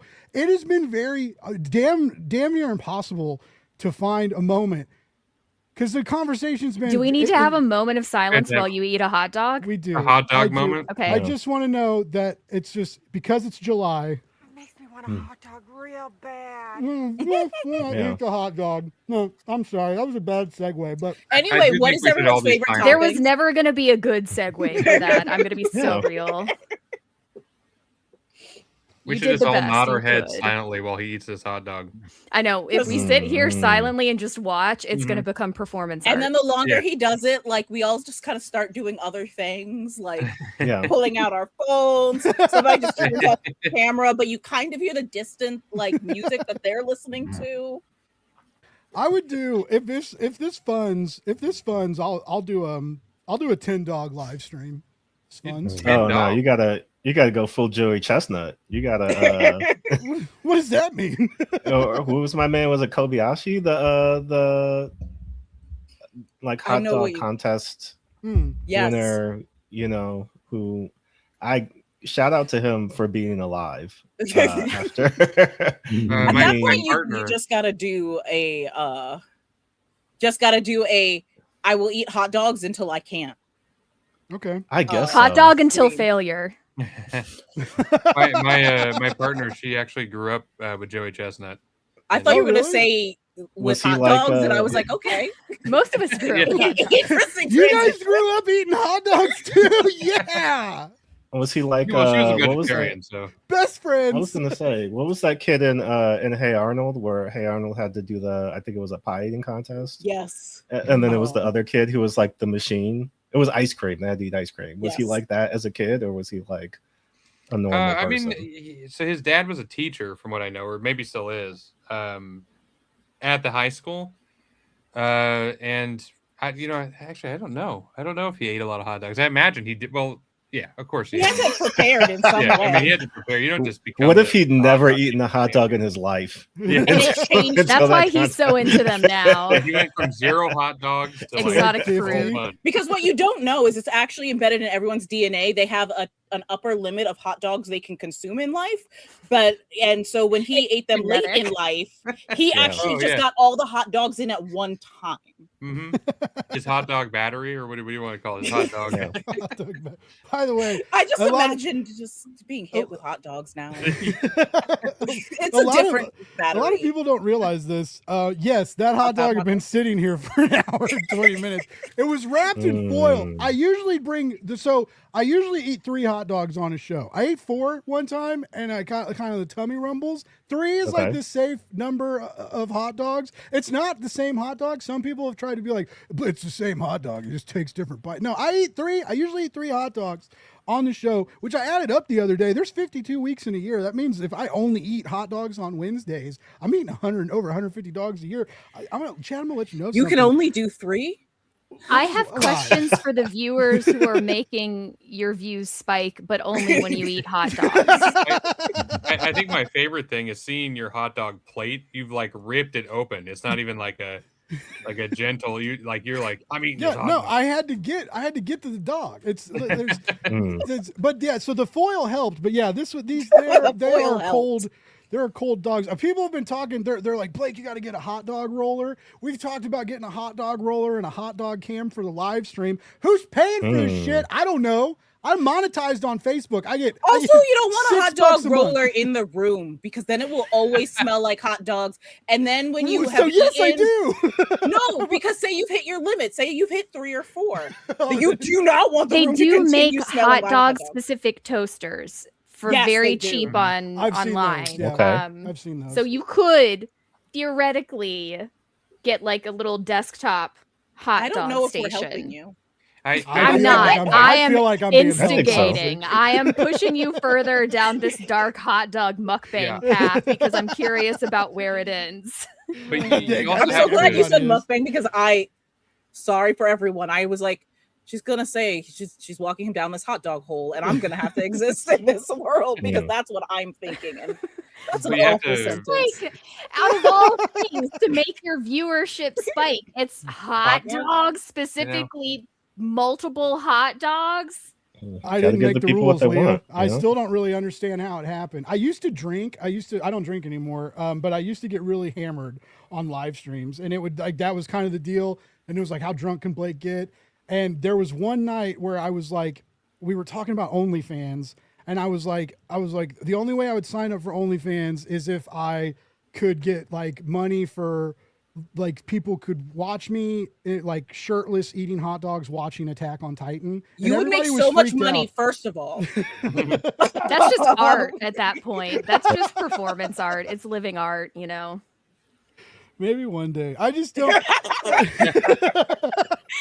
I don't think we meant to convince you of this. That was not our purpose. No, Maybe. but I don't have a lot going on, chat. So I'm right on the edge. No, that's. But yeah, so it used to be a bee thing, the buzz, the Blake's Buzz, the little bee guy. I don't know how the hot dog deal took over. And then I worked for Comics, the magazine for a second. And like, I was going to go to C2E2 and we were going to do this thing. And I bought this hat that had a hot dog on it. And the whole deal was going to be like, find the guy in the hot dog hat and get a Comics magazine. And then I left that job, and then so I started this. I was at Planet Comic-Con, and someone came up to me, Leah, and they were like, "I saw the hot dog hat from over there. What's up, dude?" And so I made a video. So and I you was like, committed to the bit, is I was what like, you hot did. dog marketing works. I respect that. I very much respect it, honestly. Yeah, you're out here innovating hot dog content. I'm trying to get the hot dog suit. Trying to say, again, the budget for the show is limited, Matt. We can only do. That's why we started live streaming. I'm trying to live stream the video games to Facebook to get more monetization. To get the hot dog suit. The hot dog suit. That's a specific, yeah. That's the end game. Got to start budgeting for hot dog. Yeah. No. I really like that you all get this. I like that we've talked a lot about community tonight. I'm glad you're all realizing that hot dogs are the key to that. We're pro dog. Remember, I really do actually kind of subscribe to Danny's hot dog limit theory. Just remember that one of these days you're going to eat a hot dog and you're like, that's it. That's the last one. You're going to turn off. Your ancestors gave you that upper limit. Yeah. And you don't know what it's going to be, but everyone has it. When you eat that hot dog and you're like, oh. And you're like, no, did they always know it must be that hot dog? And then you try another one and you go, oh, they all taste like this now. Oh, now I'm sad. It's gone. No, you still have plenty of time. You all gave me so much hope for like the future of our country and that empathy is not a weakness and that why would talking about hot dogs make you not feel that way? Well, no, I'm scared like that one day I'm gonna eat the hot dog and not like them. Hot dogs for democracy. Hot dogs for democracy. And if that happens, you could just switch to bratwurst. You know, there's other similar shaped foods. There are more tube-shaped foods. But I do like hot dogs for democracy is a good thing to live by. Oh my God, I dropped the dog. After we finish this Kickstarter, we got to run. That was a wild hold. That was an upside down hot dog hold. That was crazy. That's a connoisseur's hold. Someone who's it's not truly my first comfortable with rodeo, their Danny. craft. I've been living this hot dog life for a while, several months. Some people I have to point love out this life. really funny comment from Kurt Cole. There will be no hot dog chat kink surveillance, Leah. First of all, accurate call out. That's exactly where I was going with that, and you know it. Secondly, I just want to say to Blake's Buzz viewers, I know what you are. I know what you're doing. We're all a bunch of sick little weirdos, but we love comics. Well, actually, there's another comment that No, says, that's as just a comics. vegetarian, Blake's hot dogs scratch and itch. My GI no longer can handle, which is very wholesome and understandable. I can somebody because my YouTube thumbnails have hot dogs on them now too, because I went with the bit. Branding is important, and so Do you have merch yet? no, it's eventually we're gonna get there. You need like incomprehensible hot dog merch that looks cool enough that people are like, where the fuck did you get that? Oh, it's this dude eating hot dogs online. You just talking get like about a hot comics. dog bun, and then in like a classic like kapow type font, it just says comics, or like like in the hot dog bun. I keep every time I see Matt, I bring this up because I keep hoping he'll cut me a deal. But I'm joking, Matt. I would pay you real money. But I keep talking about having because of the bee guy having like getting like a bee that looks like me with a beard, kind of like my logo now, but he's eating a hot dog. Dude, I think I that's did this beautiful. for you for free. Let's do it. I was actually about to say, let's get a GoFundMe going. Get Blake in a hot dog suit. Next Let's thing you do know, it. Do it. your game channel is now going to be a VTube, and your VTube. Oh yeah, make it like a burnt peanut? what's it called? Yeah. Oh, gosh. Subscriber benefit Yeah, for there your you go. Twitch, where like a certain amount of subscribers, you do a stream in a hot dog suit. Yeah. Mhm. And I gotta You go- can I have gotta the full little send it. like bee eating hot dog emoji pop up whenever like someone gives you money. Yeah, for Oh. Are Are donating. you writing these down, Blake? Are you writing these down? No, because I'm never ever gonna forget this conversation. Until I die. That's the best night of my life. So, some of my favorite comic book creators are supporting my weird hot dog career, and I'm living for it. This And is then- my dream. This is happening right now. Well, it's like enrichment for our enclosure. We've never heard of this Yes. before, and it's very fascinating. And then I late, usually have to late go to stage- Coney Island for this sort of conversation. Mhm. Blake, late stage, you got to do like a hot dog cookbook, like late stage career, like when you're Oh, ready yeah. to put it all behind you. Yeah. Well, but Get next that step cookbook.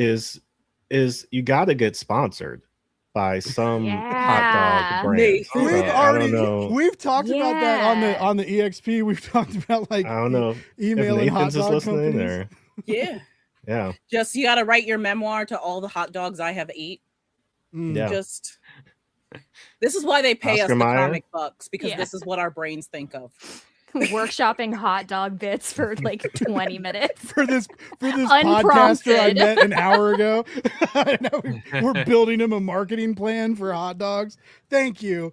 These are real Marvel writers attributing to my hot dog takeover of America, and I love it. But no, that's you can see the kind of genius and inspiration and excitement when people can get excited about hot dogs. They can usually get really excited. That's a bad segue, but they can usually get excited about You comics. stuck with me it. really well. I know you I had was us in really the first excited. half. it like hit in my head. It was like that's not going to work. But no, I James just in the chat got a good memoir title though. All hot dogs go to heaven. Oh. That one's real good. Mm. Oh my god! but I that is do good. know that Banger. where the hot dogs go after I eat them is not heaven. So They're escaping. they're dead. Yeah, eventually. But no, all this this chat has been both like really heavy and also really fun, and I love that all of you can have those kind of conversations around a topic like this. We can laugh at the idiocy and be scared of it simultaneously, and I always think that's important because like oddly enough when I was a kid, my dad said something. He was like. My dad was always a real funny guy, and he would, like me now, I say stuff that maybe I shouldn't, but to try and make someone laugh, I will. And my dad told me, like, if it takes a special person to like make someone laugh at a funeral, and if you can do that, people will want you around forever because people need people like that in their life. And I feel like we got to laugh about stuff sometimes. We can't just stress about it. We can't just think about it like ideologically or logically, sometimes you just have to laugh about it and then move on or attack it from a different angle. And I like that all 100%. of you can do that with our current. It's scary out there. It's especially as me saying this, I am privileged. I'm a white male. And I know I have a lot more privilege than a lot of other people do, and if you don't look like me or believe in a certain God, it's not as easy to eat a certain number of hot dogs. Yeah, it's and not way more than 10, because if you say you're gonna eat 10 hot dogs, it's like right up to 20 or 30. So don't come in with that 10 hot dog bullshit. But anyways, I love 30. Sorry, I just want to know. You can do I 30 can hot dogs? absolutely I do don't 30. think I can do 30. With the I'd have bun? to like fast. Buns I'd have to also? fast. I don't- Hot dog oh. buns with them? Mustard, Toppings bacon. too. Yeah. Give Ketchup? me a case of soda and I could probably do it. Soda, not water? That's diabolical, Danny. Wow. But also, I'm I like- believe you. I am virtually like I am just like coincidentally straight edge, and my thing is soda. Like my wife will be like, "Please drink some water," and I'll be like, "Fine, I'll drink some water." Were you But, drinking like, Pepsi Zero earlier? Is that what you were No, drinking? no diet ones. Those are nasty. I thought you had a 32? Pepsi Zero. I No, was it's like, a regular Pepsi. Oh, I'm diabetic. Um, I can't do that anymore. I miss it. It's my one thing. It's stresses my mom out to this day, and I'm like, I actively am like, my favorite snack is like a bowl of grapes or strawberries. If my one thing is soda, just let me be. No, there's worse. There's worse vices. All right. So everybody's talking about 30 hot dogs in an hour. All right, Danny, I don't know what your schedule's like, but I would invite you back if this funds. If this this funds, funds, I and will you- also come back and do like eat a hot dog dogs eating for your contest? pervert audience. All right, I welcome sit back. and if I'm making myself hot dogs, it's probably 4 on average. So I don't think so. I will absolutely do this. Oh, you've been training. Okay. Tyler, I you see, have I see. to. That's why I'm like 3. Tyler, No, you have to change the rewards now. So We're gonna add one in. add Danny will eat 30 hot dogs. This is the weirdest. If this funds and gets 100 over goal, I will There will be play a Blake's Balatro Buzz while hot eating dog so eating many special. hot dogs. What a I stretch would goal. probably Yeah. just do that anyway. well, I meant it. I'd welcome all you back, and if we want to We'll have a have big a hot dog party All right. to celebrate I'm this, because I'm I down. It makes me want a hot dog Real real bad. bad. Can we get? I got can we that get sound a- clip just for this show. by the Do you way. I have a said- hot dog soundboard? I have a regular soundboard that has a That has a lot of hot dogs, But not a it's dedicated hot dog cannery. soundboard. Come on, I have man. I have two sound bites. I have the explosive audience, and then I want a hot dog real bad. That's all I got. That's all you need. Yeah, thank you, Jordan. I appreciate your insight on this. This guy tells great stories. Mhm. No, this was like I said, it was such a fun conversation. I knew the conversation was going to get heavier. I knew the topics were going to be big. Was not prepared for y'all to make me laugh as much as you did tonight. So it was. I think I liked the way the conversation went, and there was a Facebook comment that I mentioned in the green room that I thought Tyler dealt with very well. I would have said several different things, but I appreciate you, Tyler. You're a good dude.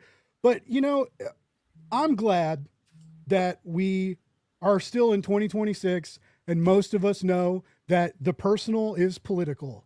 Okay, your body is political. What you believe is political. What you read, what you see, what you feel, it's political. And to run away from that and pretend like we don't want that in our media, or that we should be blind to it, or that acknowledging it takes away our enjoyment of a subject, that's infantile and ignorant. And I don't think that conversation has anywhere to be in comics anymore. Honestly, Well anybody said. who thinks that politics aren't in comics do not know the history of comics. I mean, like straight up, like it has always been that way. It's always been kind of like counterculture media, and people do things with it that they can't do on TV or in video games, even stuff like that. Like that's the whole point. At least for me, that's the whole point. It's always been like that. There have been some of the first stories that you'll find out of like World War II and stuff talking about concentration camps and stuff was in comics. Like Mm-hmm. if If it somebody wasn't thinks that, political, they they just wouldn't don't have know. needed the Hayes Code. Yeah. Yeah. Oh wow. No, I mean, that's y'all a great would've- point.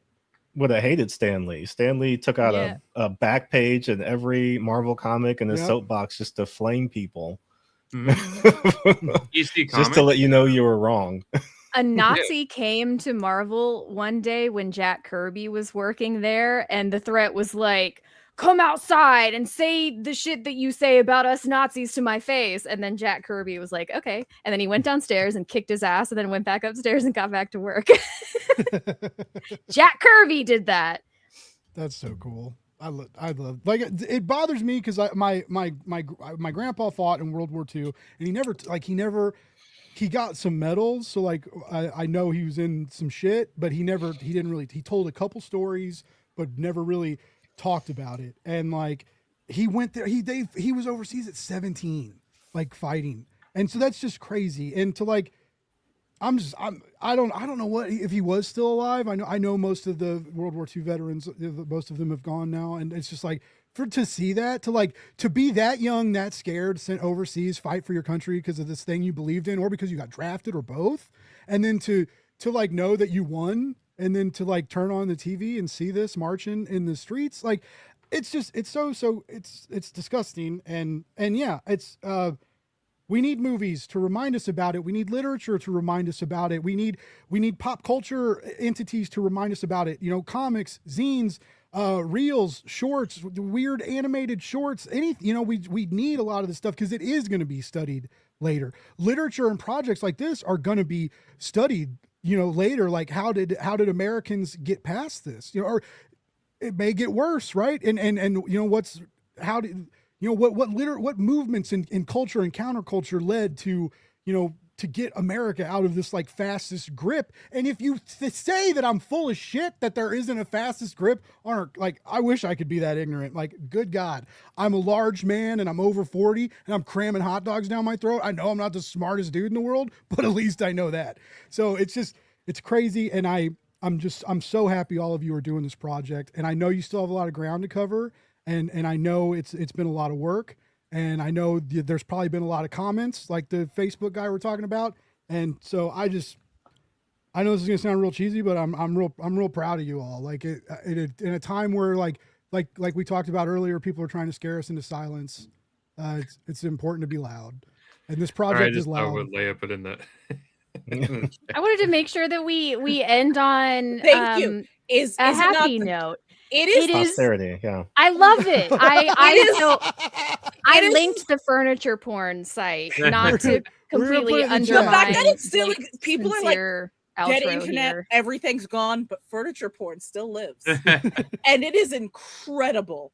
I'm is actually just- stoked to check it out. I thought I knew a lot about what was online. I'm online way too much, but this is a new, entity. I used to be like a true lurker on like something awful hell dump. Like, so I know all the like the most random things. Like I was back on something my awful when God. Slenderman was created. Like, It's good, right? The furniture oh site. my It's so God. fun. Hot So outdoor classic. action. It's such an amazing website, and it has existed maybe longer than 20 years at this point. Like, I was in high school, I think, it's listed as 1992 Wow. God Nice. to bless. 2000, and it is Amazing. so funny. It still says contact the webmaster. I didn't even know the internet was just- around that long ago. No, crazy. it's ridiculous. It's probably just straight up like 2000, and they're just absolutely bizarre. But I have watched from it being like less of this stuff, and then I remember one day, does that say stop motion? Did they make a video? I think that there's a lot of this stuff out there still. I'll send you links. I don't want to like go down another rabbit hole, but I have toys to show you. I Oh have my more gosh. websites that I'm gonna DM you after this. This is gonna be amazing. I always love the fun stuff that gets uncovered in a Blake's Buzz episode. Everybody's always like, that dude's weird. He just yells and eats hot dogs all the time. I build community and friendships here. Everybody in this chat is stronger because of this hot dogs. It's furniture porn, and now I'm questioning the community we're building. But that is okay. The hot dog based culture community that we're building.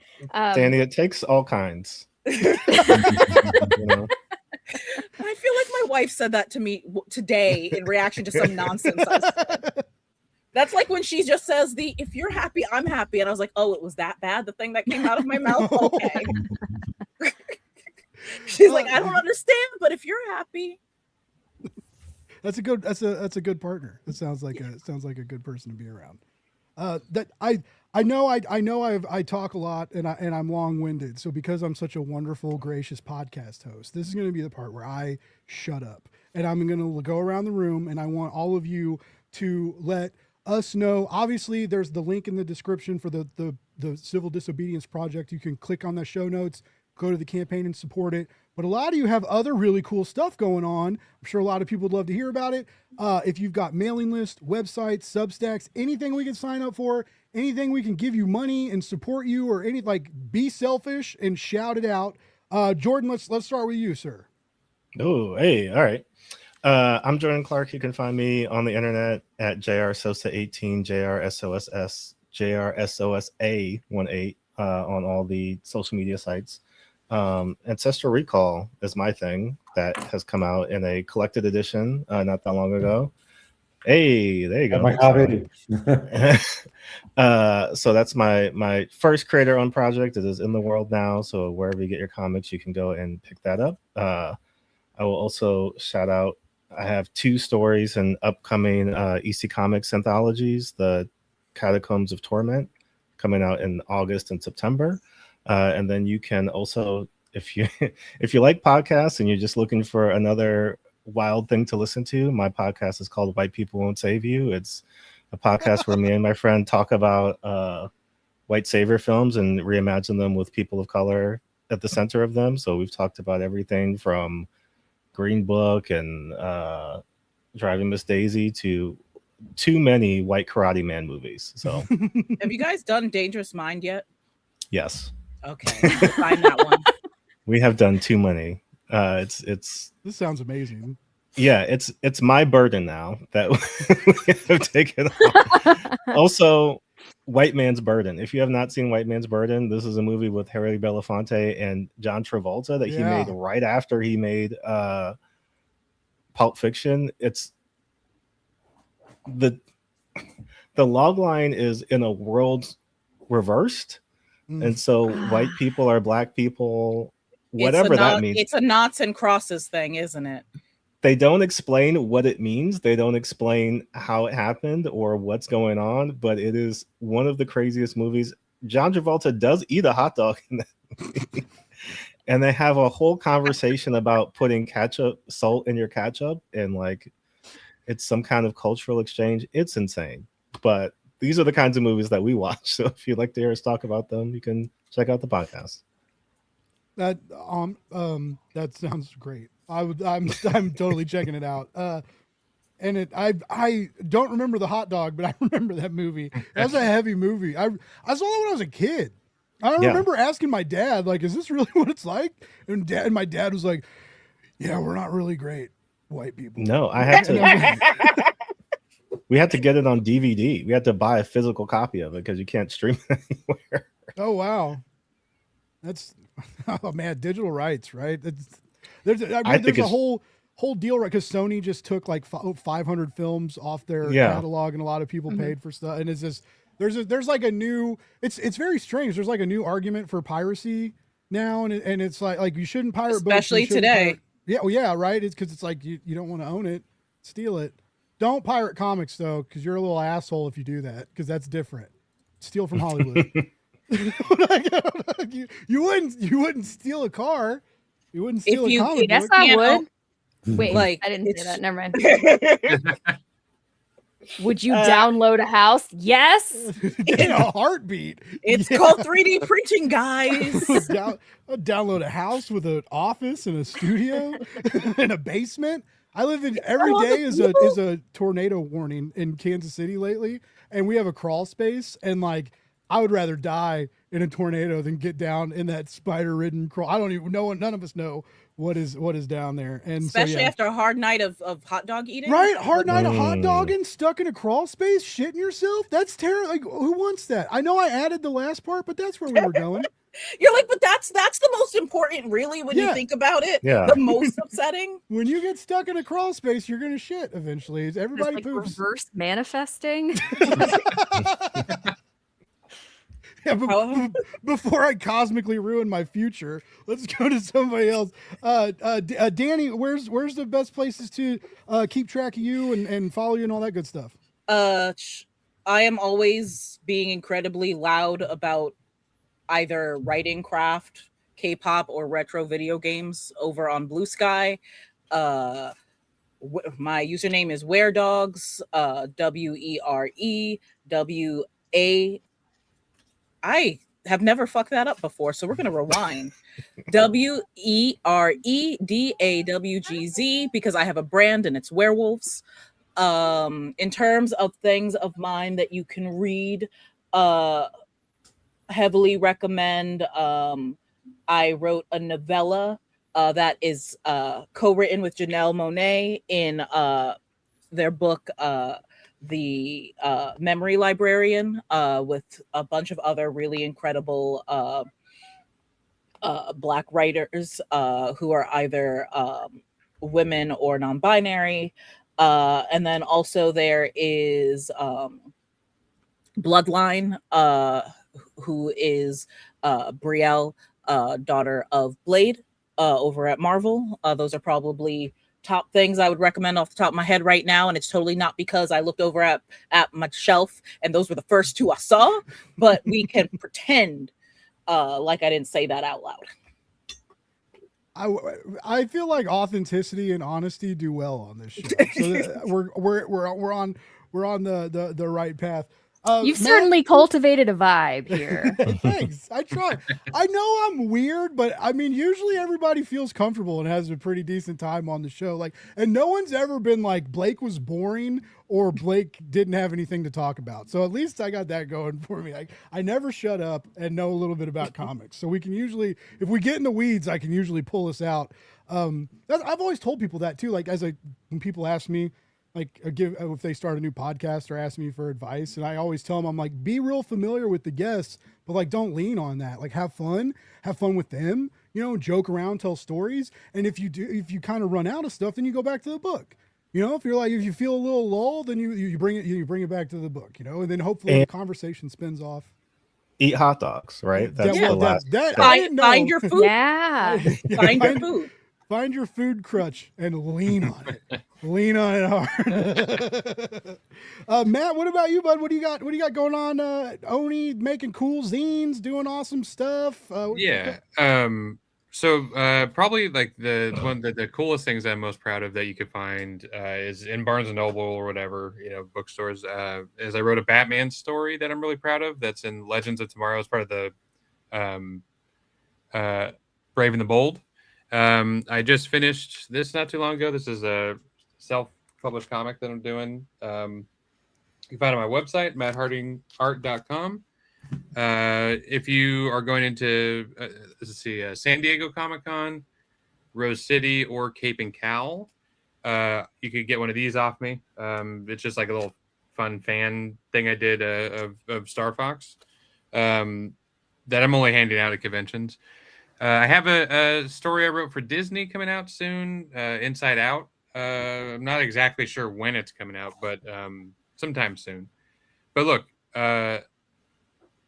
what your viewers want to hear is this. Tomorrow, I'm probably going to be going to Costco. All right. I'm going to have $1.50 in my pocket. I'm going to go up there and I'm going to get the $1.50 hot dog combo. And I'm going to eat the whole dang thing in one sitting. I'll put some relish on there.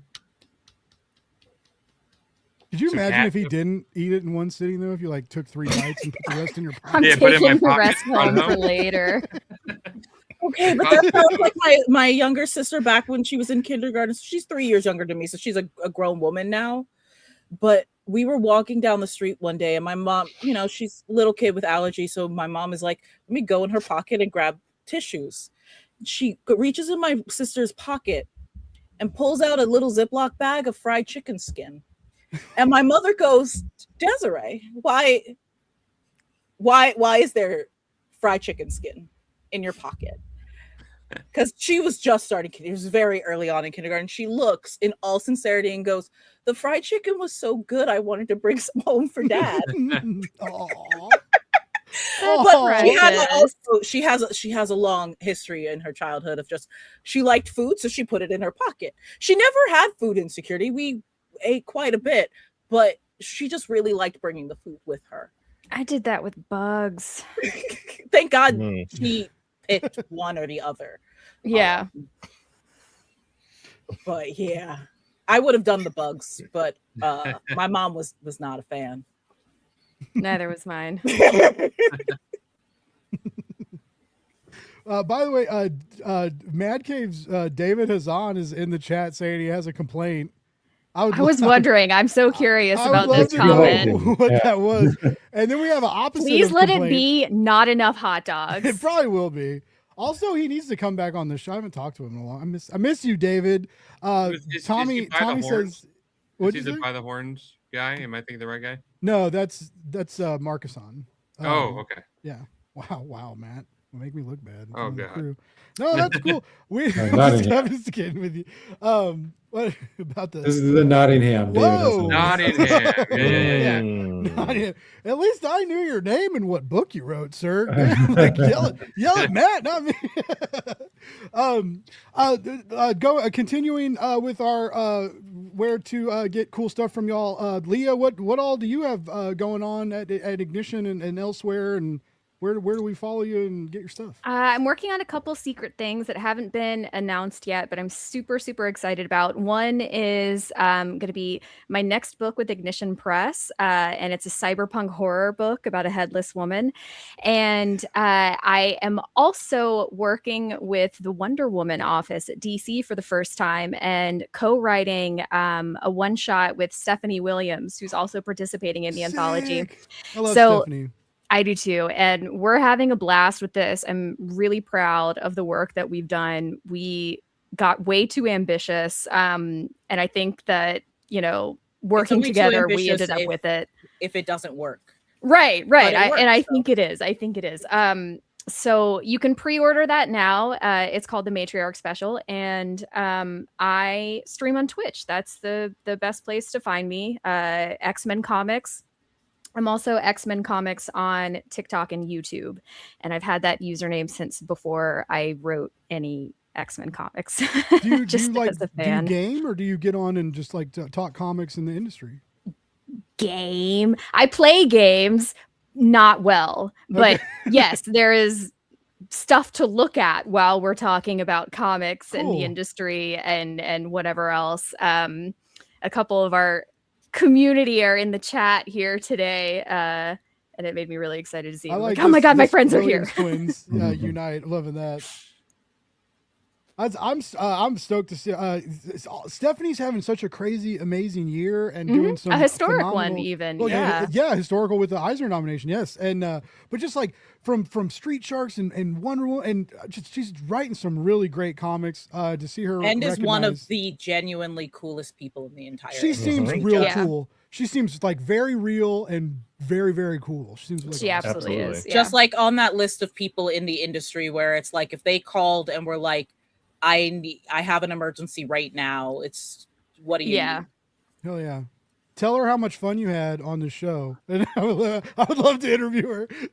I'm just okay. You don't have to do that, but yeah, I've been a fan of her writing. So yeah, to see her having this amazing year, and I love what she's done with Wonder Woman. She's been tinkering around over there, like with the crossover, like a couple years ago, and doing like some other stories and stuff with Tom, and like I'm very now excited she's to see. doing issues 35 and 36 of Wonder Woman. She's writing those, and our special kind of dovetails out of those. So I don't know. It's really exciting to work with material from somebody as brilliant as Stephanie, because she's so community focused herself, and she's really aware that she's in a shared sandbox, and she's like, okay, so let me make sure Leah has some toys to play with in her story for what I'm setting up. Like, she's just absolutely brilliant.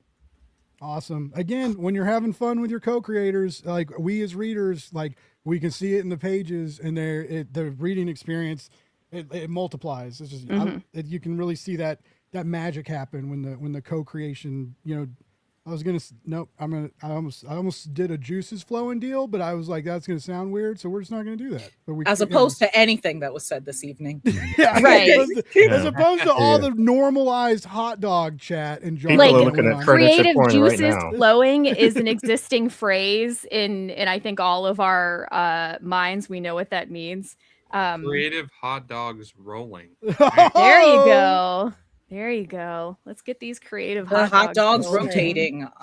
Speaking of rotating hot dog grease, Tyler, what do you got going on over in the world? Real fast, I see Kurt Cole in the chat, and I wanted to mention, you didn't mention the trade paperback of the series coming out. Oh, right. Thank you. Oh, I'm nice. sorry.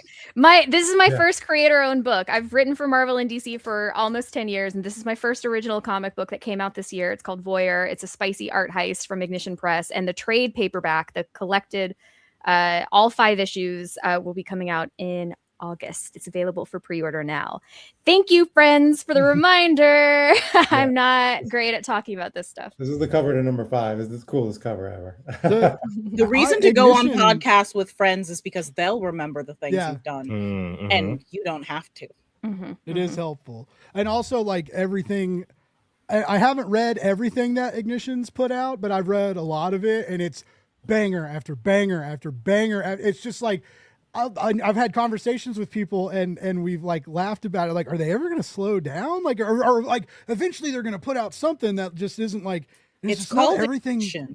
Yeah, it's awesome. It's great. They do great stuff. So yeah, I'm stoked for that trade, and excited that you have something new coming out with them, Leah. That's exciting.